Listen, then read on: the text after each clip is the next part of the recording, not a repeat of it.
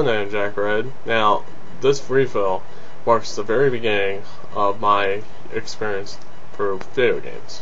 I was age 3, and I played a game that I thought was good at the time that turned out to suck ass. I mean, it's different that I played a lot of games, and a lot of them did turn out to be good, but come on, this one was just, it's kind of hard to explain it. So I'm going to have to bring it in parts for you, ladies and gentlemen. Excuse me. The game I'm talking about is Ariel the Little Mermaid for the Sega Genesis. Now, I might have said this before, but the Sega Genesis was my first game console before I think the NES and then the Super Nintendo and the PlayStation. Well, it's a long list and it gets complicated. If I try to explain what I had in what place, and I'm going to forget, oh, I had this here, and yeah, I don't want to have any of that shit. Now, before we go on, I think I like how this is looking right now, the actual camera footage you're seeing. It does look like it's black and white rather than color, so I do apologize, because I'm actually wearing a red shirt, so let's get started. The first thing I gotta say about Ariel the Little Mermaid is, yes, it is based on the movie. And the other thing I really need to get off my chest is, Blue Sky Software made this. The very same company that made the Vectorman series before they got pretty much stopped. You know, they just don't go on. And it happens to companies all around the United States. It doesn't matter what company you are, eventually it is going to close. That means like stuff like UTZ, which I hope it doesn't close down until many years later. So, I mean, it's just that good of a company. Now, I'm going to explain exactly how this game actually works. And since I don't recall what the characters' names are, I'm going to try to be specific with them as much as possible. So, you're going to understand exactly how I feel to find out that a game I thought was good then sucks ass now. So, I'm just really upset to actually talk about this, and I am a little embarrassed. Basically, you play as a mermaid from the movie, or you play as her father, who's like Poseidon.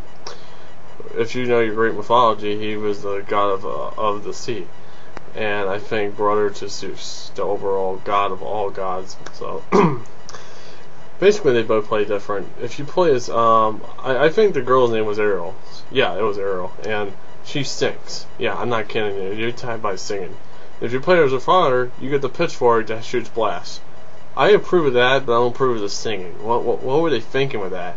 It's ridiculous. Singing? You couldn't come up with something like, okay, I'm gonna at least throw like pebbles at you? Sure, it sounds stupid, but would you prefer that than singing? Jigglypuff does that in Pokemon, and that's just bad enough. Now there's the three helpers. I believe you get 2 fish with lobster. The lobster helps you fight off the enemies. And then you got a fish that'll push things out of the way, then I think you got one to help dig out treasure. Now, I do know there's a problem with these. Just one problem. When you go to use them, guess what? Sometimes you gotta wait a few minutes for them to realize, oh, you gotta do this. Now, I don't really notice this much with probably the treasure digging one, which I barely use. And then the lobster every now and then gets on his fights and gets his ass kicked. I mean, he does win a lot, but he ends up getting killed, or he ends up disappearing. And then the one I have the biggest problem with is the one you're going to need the most. The one that actually pushes rocks for you. And, yeah, it's a real annoyance. But I do like how they have the shop in this. You can buy extra life, you can buy super hits, you can actually buy more of the support friends in the game. You know, I like that. The shop I have absolutely no problem with. What I do have a problem with is when you try to find some of the mer people, why the hell do you have little to no invincibility time? Which means if you stay with one enemy long enough, it can actually take away your whole life. And it's not like Wolverine on the NES, which it will drain even faster. It will drain just as fast, just not as fast as that. But yeah, with that, I'm going to actually explain how you get through the levels and how you fight the bosses. And it's a pretty short game, it's 4 levels, so I don't really have that much to explain. But yeah, it was a real disappointment to me, and I'm pretty sure to you that loves The Little Mermaid, that you're going to probably hate this game for the rest of your life. Basically what you got to do is, you got 4 levels. And basically, they're like in two parts. Basically, the first part is finding the mer people, then the other part is basically the boss section, where you gotta fight the boss. Now, I do have a few problems with this. The first problem is, I go on the map screen, and it is like, okay, what the hell am I supposed to look for? Well, I'm looking for this dot? Wait, yeah, like, it blends in with the part of the scenery on the map.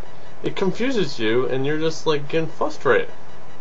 I mean, I like the fact that the game tells you how many of them you gotta get and how many are left, but can they really come up with something better, easier to follow on the map? Like, why couldn't they put a little bit, like, why couldn't they put the mer people, the actual look of the mer people on the map? It would have made things easier. Sure, it would have complicated the look of the map, but at least we would know it was the mer people. It's a pain in the ass, I swear to God. There's 4 bosses in the game. There's the llama head stalking a volcano or something like that. Then there's a giant shark that throws other sharks at you. Oh, really scary. There's a giant shark that doesn't even directly attack me. It sends little sharks at me. Oh, that's very intimidating. And then there's actually a Medusa head or something like that. 3 giant snakes you gotta fight. It's kind of like Medusa, but it's not Medusa. And it's not the Hydra, so don't get that idea. Then the final boss is the big bitch herself, the big witch. And yeah, I get a little confused finding her because I don't know if she, you know, like, you try to keep a good range, and I don't know half the time you get hit. I'm trying to figure that out as we do this, as I talk to you about the game, and yeah, I'm just a little confused how the hit detection on her works. I mean, you can hit her just fine, but it's like, her reach is like, I don't know, maybe it's a little broken or something like that. Maybe not as broken as Turlock, you know, the last boss, where it can kill you instantly, and you just think you're out of its reach, but then you're dead. But anyway, after that, you get the ending. And as you expect for a shitty game, it has a shitty effing ending. Now, I got one big question for Blue Sky Software, and that is, why did you make such a horrible game? Why? I know you guys are no longer around, but at least the ones that are still, you know, in the video games, why did you make this kind of crap? I mean, Vectorman series was a lot better, and I actually had both of those on the Sega Genesis, and they were both great games. And they had more levels, they had more varieties. Well, and you make a shitty short game like this? That's way too easy? Jesus Christ, man. In conclusion, if you're a fan of The Little Mermaid, please do not play this game. It will give you it'll make you think you're going to have to play something else. I honestly think that one on the NES is better than this. I honestly do. And I've seen the playthrough of that by Cornshack. Go see that shit. So I'm Jerry, I hope you enjoyed the video, and see you later.